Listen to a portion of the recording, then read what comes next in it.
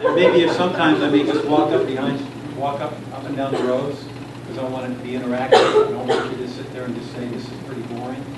If you think it's boring, just raise your hand and say, Don, this is pretty boring. Okay? I'm okay with that. I've got tough skin. I take nothing personal. All right? And then I don't need you to take anything personally either. So, I think this is right. Welcome to our workshop. I'm not going to be looking like there. Which way do I go with this thing? Oh, this is really embarrassing, isn't it? So you're just going to hit the right and left. Right and left. The right will get you. Okay. You're right. Move you forward on it. Okay. All right. What does an entrepreneur look like? You? That's a question. Okay, me. What else does an entrepreneur look like? Anybody? Okay. They're old people. All right. When you wake up tomorrow morning, you go home tonight, take off your makeup, wash your face with hands, look in the mirror, and look back at yourself. You are an entrepreneur. Remember that. Always remember that. You've got the ability to do it. I'm no better than you. Okay, to do that. They're high school dropouts. Okay? They're PhDs. You know what a PhD stands for? What? Piled high and deep. Okay? That's what it stands for. All right? They're housewives. They're college dropouts. Disabled people. Cashiers at Winco. They're old people.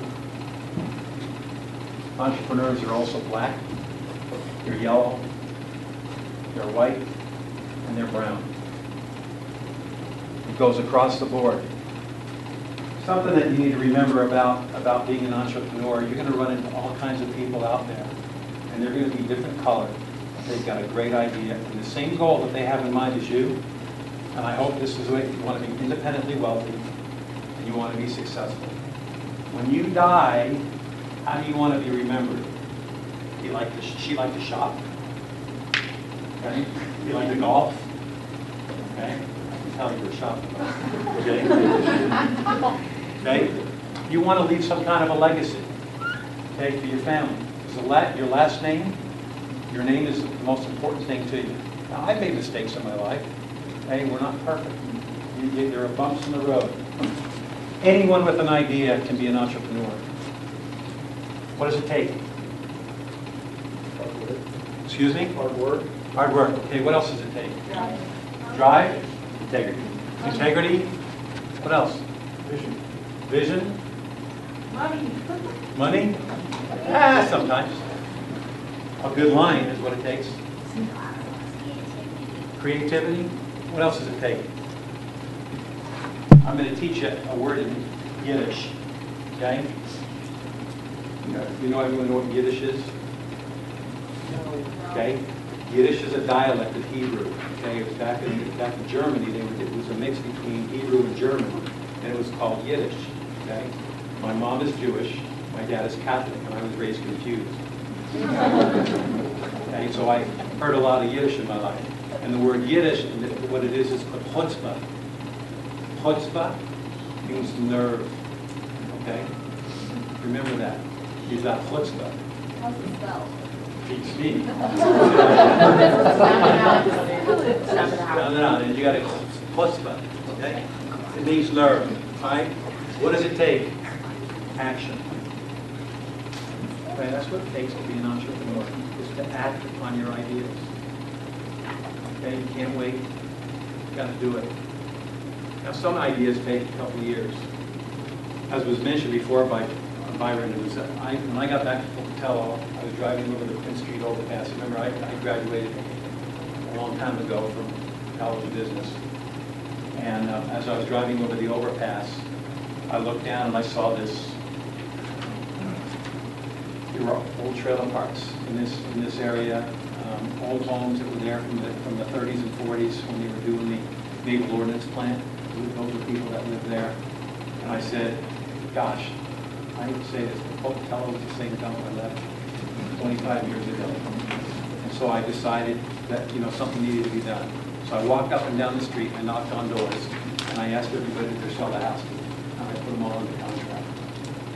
So everybody signed up. Didn't have anybody that didn't. I had one guy that was kind of a pain, but we finally got him to do the same thing. So I bought all that, I went, got all that done, contacted a couple of retailers, and said, I've got 60 acres, and I want you to do something with it. They said, all right. So I then went to the bank and borrowed $20 million from Deal Evans, okay, on an idea. They loaned me $20 million on an idea. So I went through and went to the city of Pocatello, hired an engineer, didn't know anything about engineering, hired an engineer, they came in and laid it out. I went to Lowe's. I actually had Costco going there first, but then Costco, something happened, that's a long story. But then I got Lowe's, I got some of the others, and we started selling that land off. And that's what we got today. It's Pocatello Square. Okay? So it just takes an idea and some chutzpah to get out there and make it happen. Okay? How many residents were there? There was 37 homes and 80 trailers. We had to move. We were the only developer in the state of Idaho that has ever moved people that were in homes. We didn't take them out. We actually relocated all their trailers, upgraded them, fixed them, put them in different trailer parks, put them up in hotels while we were doing it. We didn't have to do that by state law. So, and then all the people that were there, we moved them out. One lady, she had 3 acres. We paid her $285,000 for her house on 3 acres. And after she moved out, she was diagnosed with cancer and died 2 weeks later. Another family, this doesn't shock you. But when I walked into their house that night, there was a hole in the living room floor where they would drop their dirty clothes into the basement. They had 4 children, had never been to a dentist before. The kids' teeth were falling out of their mouth. We paid them $350,000 for their home. They went up and bought a house up in the Highland area, paid cash for it, took all their kids to the dentist, fixed all their teeth. So, those are some of the success stories that come out of it. Do I go and brag about that? No, I'm telling you that it's a story of things that happen when you can start a business. You can be successful. You can make those kinds of changes in people's lives. Okay? That's what you look for. People start businesses for a couple of different reasons. What are they? Get rich. Make money. Be their own boss. Make what, huh? Be their own boss. Oh, yeah, you want to be your own boss. You don't like working for guys. Financial That's independence. what I got out of it. Maybe working for guys. What else? Financial independence. Financial independence. Help others. What? Help others. Help others. Okay. That's the real reason.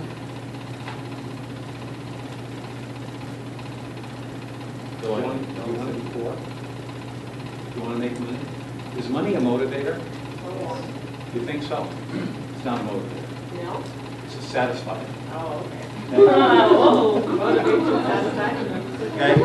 Money is a satisfier. It takes care of all the natural needs that you want. What motivates people is It's the satisfaction. satisfaction. The things that you can change, helping people, okay, creating a legacy. And we can see your children, your parents. That's what really motivates people. Money does not motivate. Money sometimes causes problems. There are 3 kinds of people in the world today. Anybody know what they are? People that watch things happen, people that wonder what happened, and finally, people that make things happen. Which one of those is you? But that's not a question, so don't answer it. But which one of those is you? There was Sophia Amoruso. Anybody know who Sophia was? 22-year-old community college dropout. She used to collect tickets at the college she worked at for a job. Okay? That was her job. She quit school. She started to look for vintage clothing, selling them at a profit on eBay. Is eBay a business? It sure can be. 6 years later, she had a 7,500 square foot warehouse in California. She now has a 500,000 square foot fulfillment center. Her net worth is $250 million. And and she's selling her business to Urban Outfitters for $500 million. She dropped out of school, she had an idea, and she just went with it. Okay? Those are the same kinds of things that you can do as well. Okay? Maybe to not that degree or that level, but those opportunities are out there.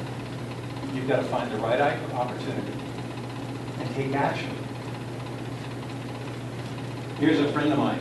He's a former school administrator. Doug. He went and got a franchise, Paul Davis Restoration up in Idaho Falls. Any of you from Idaho Falls? Anybody know Doug? You know Doug? No, not. Okay. And so he runs Paul Davis Restoration, doing well, really enjoys it. No longer has to deal with students, okay? Doesn't have to deal with parents, complaining about their students that the teachers do. You know what those administrators are like. Sometimes they weren't fun. All right, that's what Doug did. Mr. PhD, okay? Craig, piled high and deep. You know what he does now? He writes children's books. That's what he's always wanted to do. Writes children's books. And he went out and he had to find somebody to be a graphic artist. And he's really successful at it. Loves it. And I asked him, I said, Craig, you got this PhD degree. What are you using it for? He said, not a thing. Not a thing. Sometimes when you want to do something, it takes a long time. Okay? So don't ever let that be something that scares you away. You may have a dream. Eventually you'll get to it. Okay? Focus on it. My friend Biff.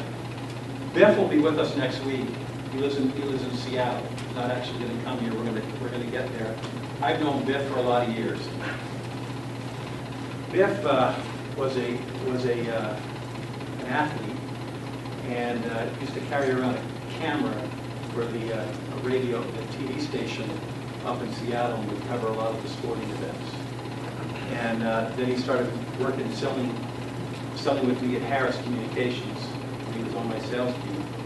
And one day he walked into my office and said, I am tired of this crap. I am tired of you. I don't want to do this anymore. I quit. And he walked out the door.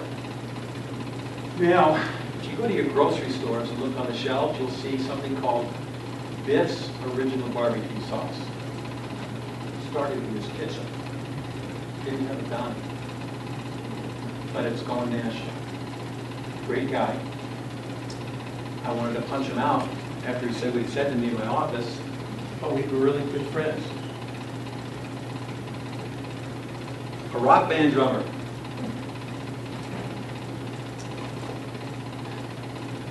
High school friend, backup drummer for Led Zeppelin, if anybody knows who Led Zeppelin is.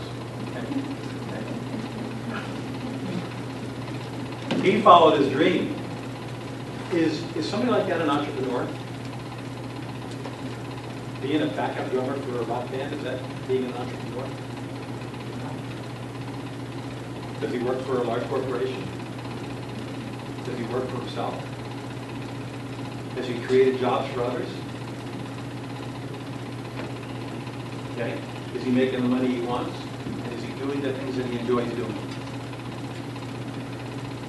I would consider him an entrepreneur. Am I being boring? No, I just haven't really given it a try.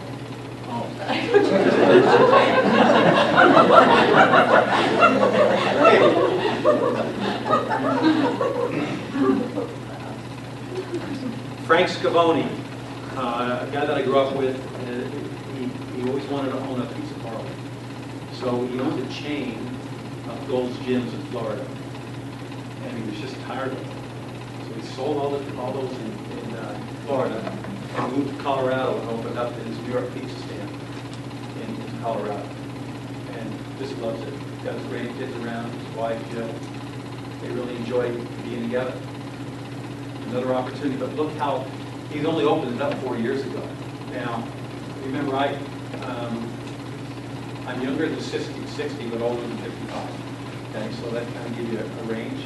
He only opened it 4 years ago, but that's always been his dream. So think about that for a minute. How many years did it take him to get to do what he wanted to do? a long time. But he got there. Sometimes you've got to work in large corporations. Sometimes you've got to do things that you don't want to do because you can't get to where you want to be. How am I doing on time? Oh, sorry. Come on, timer. You have 5:15. My what? 5:15, 5 minutes, 15 seconds. The left? Yep. Oh, okay. All right. A former bookbinder.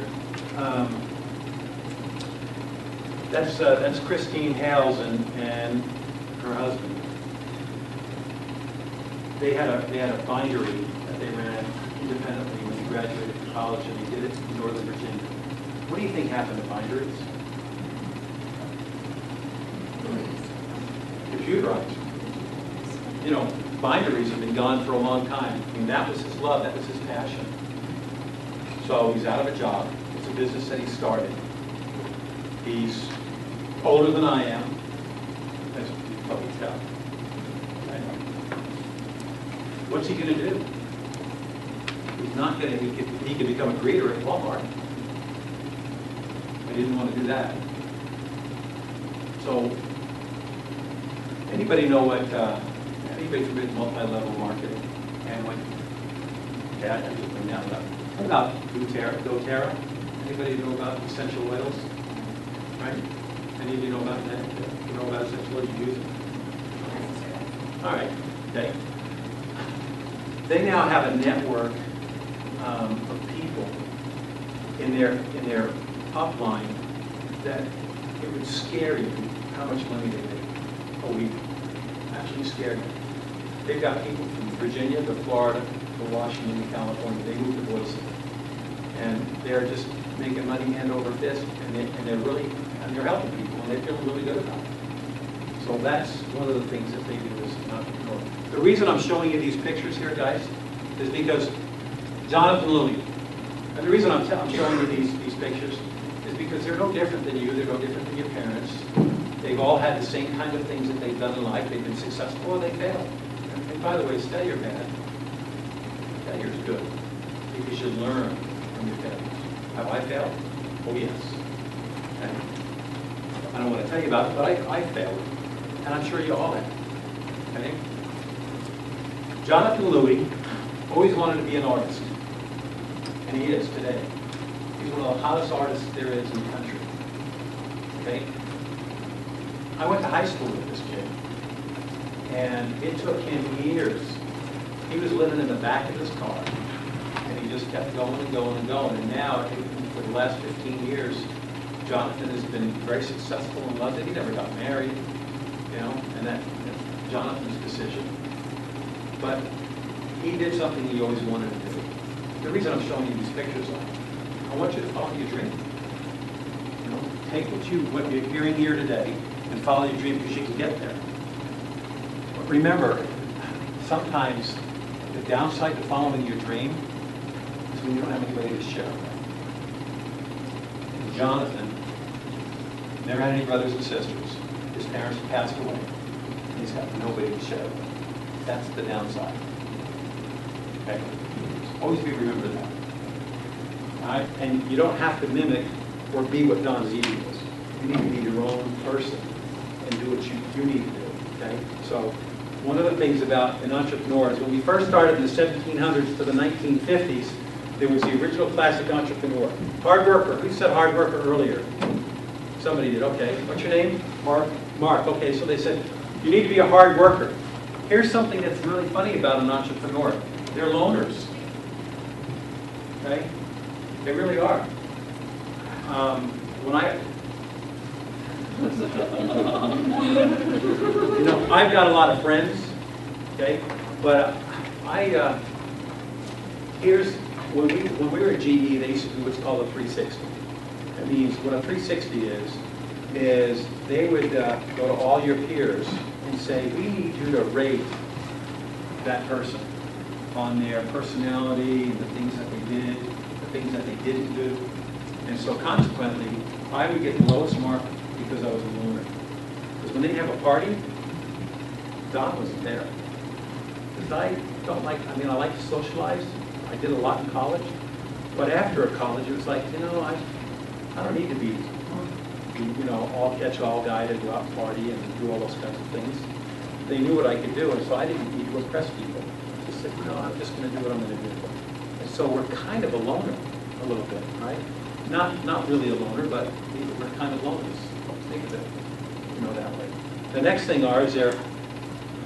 back then they were really socially isolated, only because of the communications and those kinds of things. But they were entrepreneurs. When you think of the classic entrepreneur, the guy that started the merchant store, they were pretty socially isolated. They stayed in their store. Everybody in town came to them. They'd close the store at night, and then they'd go home. And that's what made them socially isolated. They weren't out with everybody else doing other kinds of things. Then the next one was they were fast learners. Boy, they could learn really fast about what the things that they were doing. And so, but that's a classic thing of most entrepreneurs, is that they need to be fast learners. Now, I remember I'd go and I'd have people come in and interview with me, and they'd say, "Oh, I'm a fast learner." And I'd say, "No, you're so full of crap," because that's what everybody says. "Yeah, I'm a fast learner. I can do this." Well, you got to prove it that you really are, or I'm really good at it. And let me give you a hint. Anytime you have to go for an interview, and now this is what I look for. After I was done with an interview, I'd always walk people out to their car. Thank you for coming. Anybody know why? Exactly. If their car was dirty and messy and diapers in the back and all that kind of stuff, and McDonald's bags, I'd never hire them because they were disorganized. They didn't have their act together. Never hire them. Okay. So there's a little hint for you. Make sure your cars are clean. Okay. The other thing about, what was that? Share with us. Oh, we were just saying on our cars. Okay. Clean them up. That's okay. The other one is that they were definitely wealth seekers. They wanted to make a lot of money. Okay, and I hope that's why some of you are here. You want to make money, but you love what you're doing. I want to do this. I want to work for somebody. You want to work for somebody, or you want to do it yourself? I want to do it myself. Okay. All right. You want them to work for you. Okay. Great. Okay. They were risk takers. Risk taking is the toughest thing to do as an entrepreneur. Why? You could pay off, or you could lose money. You could lose big. I lost some money once, and I'm not proud of it, but I lost $2 million on a deal once, okay? And I'm still paying for it today. Okay? It's not fun, but it was that kind of risk. Now, let me share with you what happened with that. I said to my wife, I want to do this. She says, "Oh, God, I don't feel good about it." I said, "Yeah, but I know I can make it happen. I know I can do it." She said, "Well, I'll leave it up to you, but I really don't want you to do it." So what did I do? I did it. Lost $2 million, and my wife was ready to kill me. But because we have such a good relationship, she's still with me. She knows that I'll always take care of her. Okay? And she's pretty upset. So I'm going to have to work a little longer than I wanted to. But it's okay to lose money, because you can replace it. Right? Okay? So you got a risk taker. Don't be afraid of it. Now that really went on between the 1700s and 1950. Now here we got today. Because you got the idea person. You ever run into any of the idea people? Are you keeping track of time? Dave, we're at... Okay, I just want to know if you're keeping track. started a while ago. All right, 14 good. minutes. You probably just started it now. Oh, wait, no. You have 15. I started at 10 after. 15 minutes, you have 15. Okay. Anybody ever run into an idea person? Yeah. Come on, you've heard it. Okay, guys, let's have truth here. You've had your grandparents and your parents. Have you ever heard of your dad or your mom talking about an idea that they've never done? Okay? They wanted to buy a piece of property and do something with it. They've never done it. Those are idea people. They're hard workers. They're loners, but they can team up with somebody. They're typically socially isolated. Think about that. It's not, just because you go to church on Sunday doesn't mean you're social. Okay? It's after the fact. Okay? They are fast learners. They want to be famed. They want to be famous. Notice there's no money in that one. They just want to be famous. Right? They just want to be famous. Then you've got, they are a risk taker. But typically they're a risk taker with what? With somebody else's money. You know, oh man, you guys have met ID people, I know you have. Right? The next one is a small business owner. Right? Small business owner, they're hard workers, they're loners. Why are they loners? Because they're so focused on their business. They just forget about everything that's out there. You know? I don't know a whole lot. I mean, I do know about the automotive industry and what? Aviation. Okay. Aviation? Hey, what's the AV stand for? Airplane and power plant. Okay. All right. So I don't know anything about that one either. And I don't know anything about, thank you. What are you doing? Instrumentation, automation. I don't know a thing about that. Electrical engineering. Not a thing about electrical engineering. Renewable energy. Who? Renewable energy. I know a little bit about renewable energy. Anybody else that's doing something that I didn't mention? Nuclear operations. Nuclear operations, not a freaking clue. I don't have a clue about it, but could I learn about it? You betcha I could. Really fast. Could I create some ideas out of that thing? I could. I could definitely create some ideas out of it. Okay. I know about booth rent, and there's booth rent, and then there's, you start out, you get paid a salary, and you work your way up, and commission, okay, and you know, that kind of stuff. But I think booth rent's the best way to go, if you're darn good, if you want to be a risk taker. Okay? Some of you aren't going to do that. Some of you are going to not. You're going to say, well, I'll just take a commission, and I'll build my business, and that's okay. Because eventually you're going to get tired of it. And eventually you say, you know what? I've got a great clientele. I'm just going to pay that $350 a month booth rent. I'm going to make a lot more money. Okay? And then you're going to go out and start your own shop. And now you have a cover. But I know enough about that to be able to talk about it. That's all I know. All right? They are socially isolated. They're an average learner. Interesting. Why do you think that is? Small business owners are very focused, okay, about their business and their lives. Okay, so they want to learn just about their business, and they're not going to go out of their comfort zone. All right, and you'll probably stay in that until something happens, until nuclear energy goes bye-bye, and the airframe industry is, you know, we just get there by whatever, and everybody quits getting their hair done. You know, everybody goes bald. That's never happened, right? Okay. So, all right, so you're an average learner. You know, and you know what? This is really funny, but they're an average income seeker. They're not looking for that great amount of wealth. Is that right or wrong? Yeah. They want to take care of what they want. They want to be able to put some money away. They want to be able to go on vacation. You know, they want to be able to do some things with their family. They want to buy clothes, and they want a nice car. But that's about it. You know, they hope. But that's just the way it is, and that's okay. You put money away, you know, and that is, we're going to talk about that. You know what that is? That's an inherited trait. We're going to talk about inherited traits and learned traits, because that's really important about being an entrepreneur. And they're risk averse. How many of you that are in cosmetology are going to work commission first out of school? Because you're risk averse. That's okay. The rest of you are going to go pay booth rent, maybe. Okay?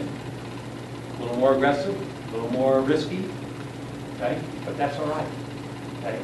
Nothing to be ashamed about, not at all. Then you got your contemporary classic entrepreneur, hard worker, self-sufficient. This is kind of gone, you know, socially connected. I know everybody and anybody, you know. I'm a fast learner. I'm a risk manager. I try to manage risk, all right? And I'm a wealth seeker. I mean, I'll be honest with you. I want to make a lot of money. I want to help the kids. I want to drive nice cars. You know, and that's really. I used to drive a Lexus. Now I drive a Honda Pilot. I'm tired of buying them. I'm tired of paying $50,000 for a car when I can buy one for 20 and it gets me from point A to point B. I've realized that. It's not a big deal anymore. Now what we've got here is we've got a managerial entrepreneur. This is in the business world, okay? They're hard workers, they're team players, they're socially connected, fast learners, they're wealth seekers. I love commission. I love commission because I can make a ton of it. You know, and I work with a guy now in Salt Lake City, 18 years old. When he was 18, he wanted to learn about real estate, so he tagged along this guy for 3 years, just followed him around. His commission check on one deal this year was $1 million. $1 million commission. Unbelievable. I have never made that kind of money in a commission. But he paid his dues, he worked hard, and he did that. They're definitely risk averse. They don't like, risk because they're in a corporation. That's not me. I took risks all the time. And my bosses sometimes would say, I don't think that's going to work. I said, no, it'll work. And here's why. My problem was that I didn't get a lot of what I knew into their minds. I just went and did it. Sometimes I have a knee-jerk reaction, and I do things a little too soon that I shouldn't do. Excuse me, is this person always in a corporation? Is this person in an institution? Typically, yes. Yeah. Typically, they're in there. Okay, they're in a corporation somewhere, a large or small corporation, but they're typically in there. But, the reason why they're in there is they want to be an entrepreneur, and they really think they're really good at what they do, but they still got to report to somebody. So that's why they're careful planners. They need sometimes approval, and I would do stuff without approval. I just go and do it. I'm kind of the classic, ask for forgiveness and not permission. Kind of like my kids did, right? I'm sorry, Dad. I wrecked your car. I shouldn't have used that. And a lot of times they're slow to act. And the reason why they're slow to act is because if they do make a mistake, they get fired. When I was at GE, Jack Welch came out one year and said, we need to increase everybody's bottom line by 10%. Now I had two choices. I handled a $50 million budget. It's not a very large budget. So I decided I could either cut employees and save $5 million, or I could increase sales by $5 million. What do you think I did? Increase sales. I don't want to get these people out. I don't want to have to deal with that. I just want to drive them to increase sales. So I increased sales by $5 million, did exactly what Jack Welch wanted. He didn't care how I got there, just get it done. Okay? Did I lie? No. What, did I keep my integrity? Yes. Okay? Did I work hard? Yes. Did I force my team to work hard? Yes. Was I kind of a butt? You're darn right. Okay? Am I a driver? Yeah. Do some people not like me? Yeah. I had one guy send me an email saying I was the worst manager ever. Do I care? Not at all. That's only one person. I don't care. Okay? You got to remember that. Don't care what people tell you. Just keep focused on what you want to do. The next one is a salesperson entrepreneur. I'm kind of a mix between that other one and this one here. They're hard workers. They're definitely team players. Oh, by the way, when I was in that 360 and they asked about team players, they said, is Don's a team player? 1 means no way in hell. 10 means he's the best team player. What do you think I ranked? 2? Yeah, I was a little higher than that. 3. Okay? And so I was kind of a team player, but I kind of would run shot over people sometimes. And that's not good. I'm not a real nurturer. You probably can tell that. But that's my personality, and that's some of the things. That's a trait. It's not inherited, but it's a trait that I need to overcome. Okay, so I have to adopt to be better. Okay, I've got some really bad weaknesses that I've got to get over. And you will all have those same weaknesses. There's 2 things you do. You maximize your strengths, and you minimize your weaknesses. Okay, remember that. Maximize your strengths, and minimize your weaknesses. Okay. Socially connected, yes. Fast learner, yep. I knew exactly where to go and how to get there. I deal with CEOs of the Fortune 50 companies in the world. They knew who I am. I knew who they are. I'm not afraid to pick up a phone and call it CEO. they're no better than I am. They put their pants on the same way I do every day. Okay? Guys, remember that. No matter who you're talking to, they're no better than you are. They put clothes on the same way. They use the same makeup, cologne, or hair stuff, whatever. They do it the same. Okay? They're no different than you are. Okay? Average learner, technically, about this, what was that stuff? Nuclear operation? You know, technically, I wouldn't have a clue. I mean, I could learn about it, but I don't want to. All right? I don't need to learn about it. The other thing is, most salespeople look for acceptance. They want to be liked by everybody. Now, let me tell you, you're going to own a business, and you know, in the hair business, I think you probably have to have really good relationships with people. But if they like what you do, performance-wise, you know. Oh, by the way, if you want this presentation, we'll ship it to you. Okay, so you can take little notes if you want, but we'll ship it to you. So just give your email address. We'll let you know I'm here. Okay. Let me just tell you about this acceptance secret. You do not need to have people accept you for what you are. You need to perform a great service. Period. Do your job darn good, and don't ask for people to accept you the way you are, because it's a weakness. Remember I said in the beginning, you may not believe everything I tell you, but in sales, that's a real weakness. You're all going to be in sales eventually. You've got to sell yourself. So if you're always trying to be the nice guy and the good guy, they'll come back and haunt you. And I'll explain to you why later, but it does, it'll come back and haunt you. Okay? Here's what's happened with entrepreneurs in the world lately. Okay, this is the number of established less than 1 year old from March of '94 to March of 2010 of businesses that started up. What does that graph tell you? And I know the answers. Where the economy's going?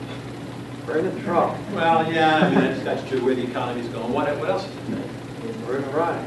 Businesses are failing. Gosh, I'm hearing so much negative crap. Come on, what does that tell you? We're post-Trump. What? We're post-Trump. Started hitting Trump, we're on the right. Okay, it's going up. That's in All right, but 2010. That's the opportunity. opportunity. Is it glass what? Half full, or is it half empty? Glass is half full. Okay? The thing about all of this and attitude and all of that, you've got to be positive. Okay?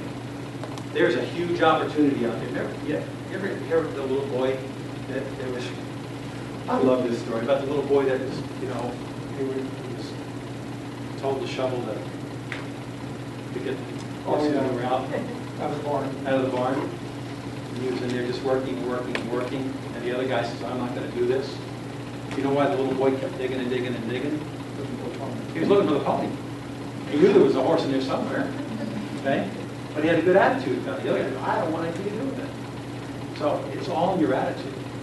All right? So there are some real opportunities out there, guys. I mean, there are a ton of opportunities out there. There have been 26 million jobs. At the high point there, from the high point there to this point here, there are 26 million jobs of people not working because of small business and entrepreneurs. That's what they were talking about all through the election and all the other stuff. We're not getting into the political ramifications of all what goes on out there. But there is opportunity out there. You just got to take the bull by the horn and do it. Okay? There are the jobs created by establishment, less than 1 year old, from that same thing. 2.5 million jobs over 1.5. 15. 15 what? Yeah. Up and, you know, and I'm just about done. All right, so let's just take another few seconds there. So, you need to give me a better warning. Okay. Next time I actually teach. Thanks a lot. So there's opportunities out there. You know, there is money out there. All right, gals that are in cosmetology. Who knows who Ulta is? ULTA? Who knows who Sephora is? How come? Have you ever been to one? And it's huge? How big is it? Hey, what is big? It's like, 20,000 square feet? yeah. Okay, it is. It's 20,000 square feet. I know that. All right, 20,000 square feet. Okay, what do they do there? Making beauty products. Who knows who Ulta is? It's what here? Almost the same thing. Do you? Have you been in an Ulta? No, just Just a Sephora. Well, there's an Ulta coming to Pocatello. Okay. It'll be open sometime in July, I think. It's where the old Sierras was. And I brought them here. It took me 8 months to find them, to bring them here. Okay, it's not a Sephora, but it is an Ulta. There's 455 Ulta stores in the country. If you got, one of you guys don't go there to try to get a job with all the beauty products and the hair junk and all the facial garbage that you do, you know, the sort of ridiculous you do. Huh? Right? And taking people out from underneath the hair, curl dryers and whatnot. You know. But those kinds of companies are great companies to go with just to get started. You know. I don't know how they pay. I don't know if it's commission or I think it's commission rather than blueprint. But it's a great place to start from a corporation like that. You'll learn things that you wouldn't learn if you're on your own. That's, you know, I'm trying to also explain to you. Sometimes you've got to start in a corporation to learn all the things that are good. Now, okay, I'll stop there. Okay, let's take, oh crap, no, we're just going to move on. Is everybody okay? Are you actually okay? All right. The reason why is I teach another course, and I've got a couple of the students here that I do. And in the course that I teach, I say, what do you want to do? And they tell me what they want to do. And I say, oh, that's great. Okay. Now, I want you to go find a similar kind of company somewhere in the United States, and I want you to call them. Tell them you're a student at ISU and that you want to review their business and see how well they're doing. And you have to ask them all these questions and find out what they're doing good, what they're doing bad. And then you need to go back to them and tell them what to do to make their business better. So that you're going to learn that by going to work for companies, regardless of what it is. I mean, it could be nuclear engineering or aeronautic, airplane stuff, you know, whatever. Going to work for Boeing or whomever. That's a great place to go, okay, and to learn that stuff. And it's really easy. So that's okay. All right. All right. Well, what's the first step? I'm ready to get going, right? Not. You're not ready. Okay. There's a lot of things that are going to come into play here. I've been getting ready to get ready, and I've been ready long enough. Okay.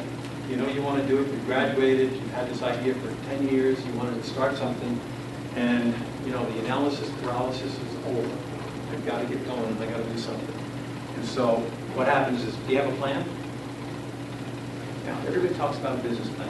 And I know some people who really push business plans, okay? And if I told you that when I borrowed $20 million from the bank, my business plan was 10 pages. Okay? Some guys would say, oh no, that's not good enough. Okay? So, a lot of philosophies behind it. A plan can be 1 page. But there are things that you have to know what's in that plan. Okay? If you don't have a plan and you wrote pitch it down. You've heard that before? Okay? Okay? Do you have a name? What's in a name? Okay. My brother, bless his heart, my brother's made gobs and gobs of money. And so who knows who Rich Franklin is? Unbelievable. Nobody, who watches that mixed martial arts fight? Teacher fighter. My brother is really good friends with Rich Franklin. And so they're starting a business together. A juice company. Unbelievable. And it's called Z-Lin. Z-E-L-I-N. The Z-E is for Zeeby, and the L-I-N is for Franklin. And it's like, Billy, where did you come up with that stupid name? I mean, it doesn't mean anything to me, but my brother's an evil maniac. Okay, so he needs to have that. But that's his philosophy, and that's what he wants to do. Okay, so whatever name you pick, hide it. Don't anybody ever know what your name is. Okay, for what you're going to do. Somebody may come up and don't tell them that, because when you start your business, you want to have that. Or register it online first. Yeah, you can register it online first. Get the URL. Okay, pay the $2 or whatever, and that's a great point. then nobody else can take it from you. Do you need money? Sometimes yes. Most of the time yes. Sometimes no. Sometimes, I mean, you know, you can work out of your home doing what, do you physically do that junk, or do you, I don't mean to call it junk, but manufacture? Or do you draw stuff? Okay, you can do that in your garage, right? Okay, all right, and you can do, who's the, you can do that out of your house, couldn't you? Absolutely. Okay, what do you do? Instrumentation on. And you can do that out of your home, right? If you're any good, right? And you cosmetology gals can do it. If you get married, have a bunch of kitties, you can do it out of your basement, right? I mean, those are the things you can do. What is it you did?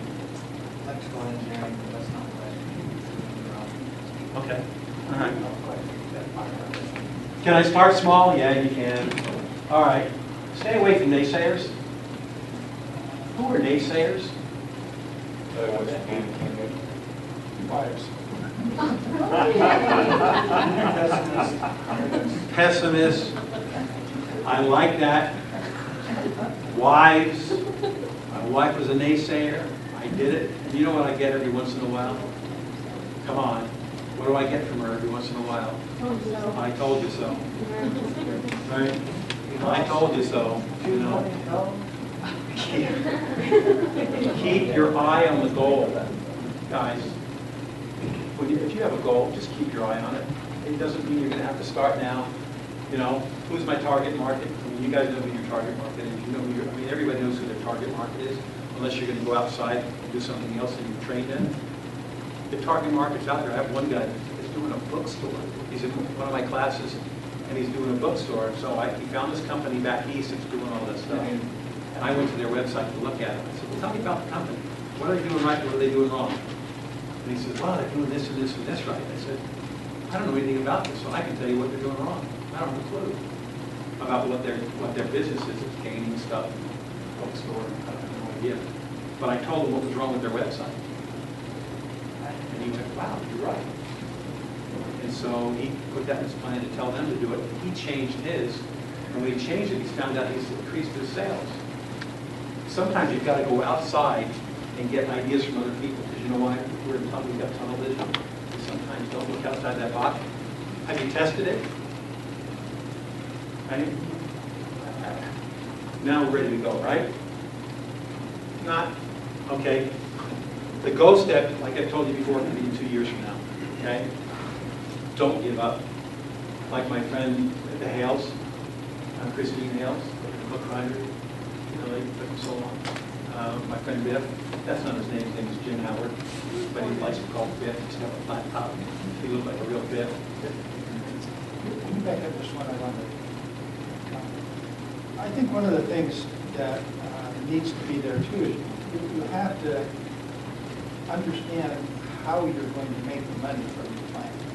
You know, I think there have been lots of ideas out there, and that's one of the problems that people get into. It's like, you know, how am I making money out of this? Where's my revenue? And it's really not quite sure. So I think you have to have that part of it. Yeah, and that's got to be on your one-pager, if that's what you're going to do is a one-page plan, for sure. So how do I know where I am in this process? Okay. Has anybody heard of self-assessments? Okay. You need to do what's called competency self-assessment. You got to be honest with yourself. Sometimes it's the really hardest thing to do, is to be brutally honest with yourself. Where am I good and where I am not so good? Where do I need help? And how will I get away with it? So there's this whole checklist of stuff that you can ask yourself. You know, who's your role model? Who do I want to pattern myself after? Okay. Do I need where's my development needed? Do I need some refinement? Am I competent or am I excellent at it? And where you position yourself in that thing, you can do that. Now, just because you may not be competent at all, you can have resources that'll help you. All right. Now, I didn't know when I was at ISU, I took accounting 101 and 102. My grades dropped my GPA. I hate accounting, but I love finance. You know, I don't know what difference between a credit and debit. And I don't care, because I have an accountant that handles it for me. Okay? But I can read a P&L, and I can read finances, and I can read everything else that's there. But I don't like accounting. So I farm that out. And that's one of the things, and you guys may be great at it, and that's okay. So are we ready now? Nope. We first need to talk about this. What is an inherited trait? You're probably wondering, why am I answering this? What's an inherited trait? Huh? Something you get from your family. You're darn right. You get that from, oh gosh, you get that from mom and dad, right? You get it from your brothers and sisters. You get it from your uncles and your grandpas. You ever hear somebody talk about, when you were being raised, everybody, where you'd say, when you were younger, they would say, well, how much did that cost you? And you get a backhand. That's all. You don't talk about money. You don't ask those people. That's rude. You talk about money. Has that ever happened to anybody? Has it? Awesome. Okay. Sometimes it does. Okay, and they don't want to talk about money. Well, what that is, it's an inherited trait. You take that, so you're afraid to talk about money. You're afraid to ask somebody what it costs. You're afraid to tell people what you paid for it. You need to get over that inherited trait to be successful. Because most successful people don't care about money. It's not a secret. It's not a big deal. What's an adopted trait? Something you learn. What? Something you can learn. Something you can learn. I had to learn to be a nurturer. Now, even with my own children, I had to learn to be a nurturer. Women, awesome nurturers. You're great at it. Men typically are not. And because being a nurturer, sometimes men think it's a weakness. And you really need it. So if you guys are looking for husbands, find somebody that's a good nurturer and things will go a lot better. You got good traits versus not so good traits. And we're going to talk about that. What is a not good trait? The answer's on the head trash. What is head trash? Something you make up in your own mind about yourself. What? Something you make up in your own mind about yourself. That you think that you're not good enough, but yet it's like somebody else might see that you are good in that aspect, but you don't realize it. Okay. Head trash is a collection of what? Read that for me. It's a collection of limiting thoughts or ideas that prevent you from taking specific action. Okay. What's preventing you from doing what you want to do? Yourself. Yourself. And a lot of times it's head trash. Okay. I've got a nephew who graduated from ISU, went to work for Verizon. You know, he wanted to help people, so he went to work for Verizon, and he was just getting tired of it. So he quit his job, and he went out and started his own cleaning business, like Don Aslan started. I've been to Don Aslan's. Have you ever been to the museum cleaning? Just go. It's pretty cool. Anyway, just pitch for Don Aslan. So, all right. And so here's what happened to him. His mother-in-law and father-in-law read him the riot act. Look what you're going to do to our daughter. You're not going to be able to support her. You're not doing this, this, and this. His parents started writing him. You don't have insurance. You don't have this. I mean, he heard it all. Okay? But he basically said, pound sand. I'm going to do it, and I know I can do it. So he didn't let those limiting thoughts of what people were trying to do. He said, those are the naysayers that made him not do that. Here's what causes it: fatigue, lack of sleep, illness, negative-minded people, your experiences in life. You know, things can happen to you. The history, how you've been raised, how your parents have raised you, what your grandparents have gone through, all those things that happen in life control and have an effect on head trash. And I was born with it. And everybody says, oh yeah, I was born with it. I don't know any better. I don't know any different. Here's perfect trash. Perfect trash is you got $1 million idea. You admire it. Yep, I know it's going to work. I'm going to do it really good. It can't fail. That's perfect trash. You can see it clearly. You know what's going to go on. You got people that are admiring your fortitude to make it happen. They say, yep, if anybody can make it happen, you can make it happen. Okay? It works perfectly. You've tested it, and it works. And you're making money on it. Okay? And it yields perfect results. You're making money. That's the objective, right? So you've got an imagination versus reality. You know it's ready, you know it can make money. I was dancing off that step. And it can make money, and now it's an imagination, and now you've got to make it real. Okay? When I knew all those things were going to work, and I went from imagination to reality, what happened? I failed.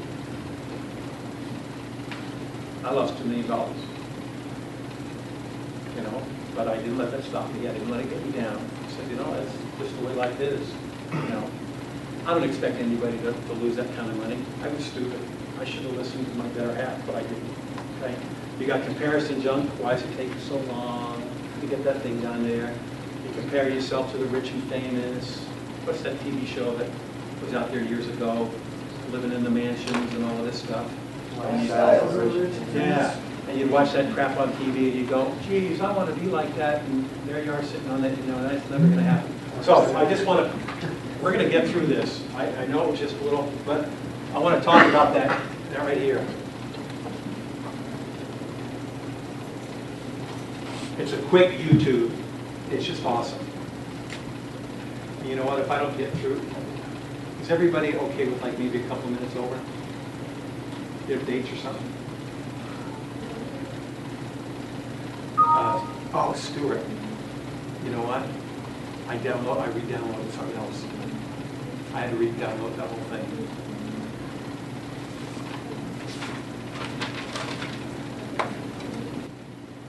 Every entrepreneur is a critic. Hey, Jerem, what you doing? Working on your business? Or are you sitting on the computer wasting time? Because there isn't a difference, is there? Your business is a waste of time. Seriously, how long have you been playing this sorry charade? Years. You call yourself an entrepreneur? You're more like a non-profit. Haha, what a joke. You should be making a lot more money by now. You know that? If you really wanted to help your kid out, you wouldn't spend time with him. You'd go out there and make something of yourself. You're going to end up on the street, and you're going to take your family with you. I hope you're ready to teach this kid how to dumpster dive.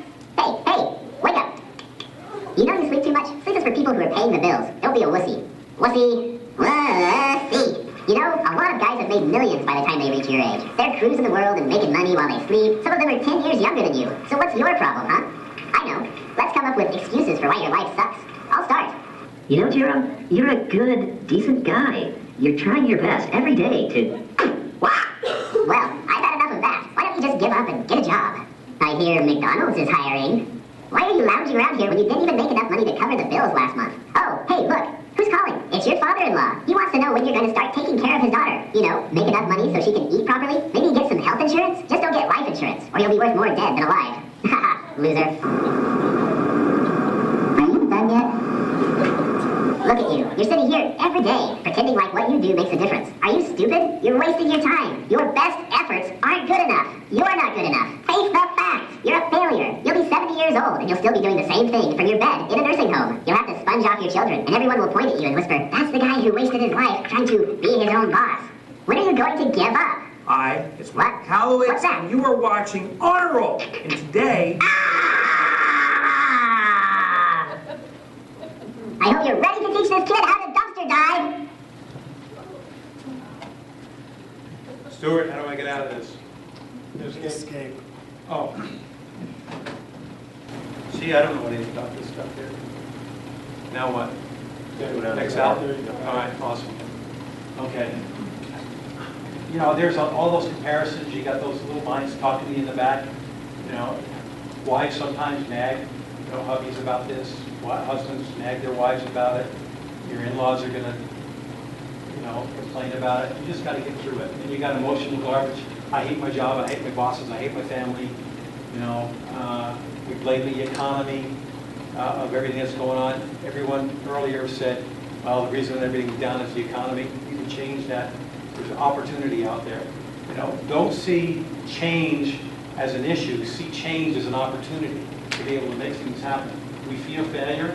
We feel rejection. You know, and we fear pain. There's a lot of pain that comes in sometimes when you try a business and it doesn't work. And while you're trying to put it together, do you have time to make it happen? And the other emotional garbage sometimes is family. And when you've got that emotional garbage, it definitely results in negative energy. And you could be doing some positive things though. I'm not going to go through procrastination because you know enough about that.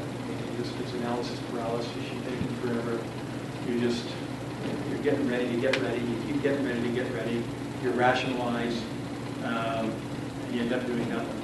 How do you take the trash out? Anybody? How do you take the trash out? Okay. Focus on what you can do and look for a positive outcome.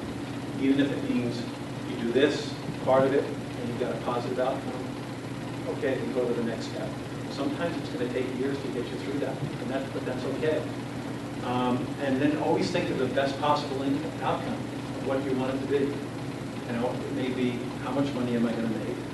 Or am I going to get the things that I want? You've probably heard that stuff before, but am I going to get the things that I want? And you know, as families, husband and wives, when you're entrepreneurs, you all have to work towards the same goal. You've got to be able to communicate so that you can be successful. The last thing you need is not to be able to communicate with your spouse or your partners, depending on who your partner is in that thing. And you got to take action immediately and don't sit on it. And you got to continue taking action all the way through it. Every day, you got to keep focusing on it, keep talking about what you're going to do. Get your URL, register your name, thank you for that. Your association with action-oriented people. You need to stay away from the negative people in your life. If you've got a great friend and they only talk about negative things, I need to tell you, don't. Because they're going to stop you from doing what you want to do, because they're going to talk about negative things too much during the day, and it's going to bring you down. Okay? Change your personal beliefs. I know I can do it. Right? 3 at the top, I'm not going to go through this. Need for approval. I do need to talk about that. Sometimes when we want to start something, you always go back and go to somebody and ask for approval. You know, am I doing the right thing? Can I make this happen? If you believe it'll happen, then do it. You'll find out yourself. You don't always need approval from people like that. Money issues. You know, don't be afraid of doing a business because you don't know where you get to get the money. You will get it. You know, I remember driving over the overpass and telling a couple of the guys that I was working with that I started going out there and getting all these contracts. You know what some people said? Oh, Don, I thought about doing that years ago. That's not a new idea. You moron. Then why didn't you do it? You know, you told, oh yeah, that's nothing new. Okay? It lined my pocket, it didn't line his pocket. I became successful at it. People knew who I am. You know, whether good or bad, they knew what I did. Okay? So if you've got an idea, you gotta go with it and take action. You don't want to say to people, you know, I thought about doing that years ago, I think it's going to work. You know, that's what happens with those kinds of things. Emotional involvement.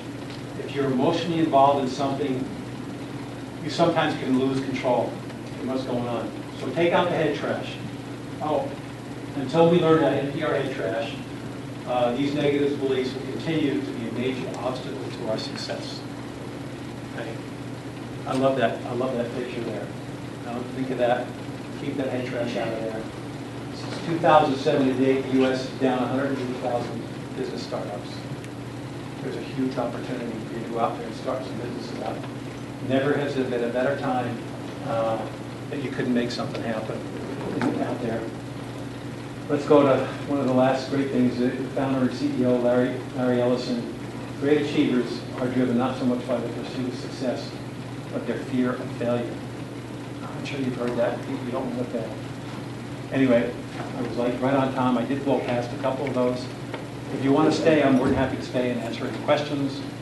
The next time we do this, we're going to do some live stuff and talk about, Biff's going to be out and talk to you about what he's done, some of the challenges that he had faced. And then our next, we're going to talk about some other things about how do I get started.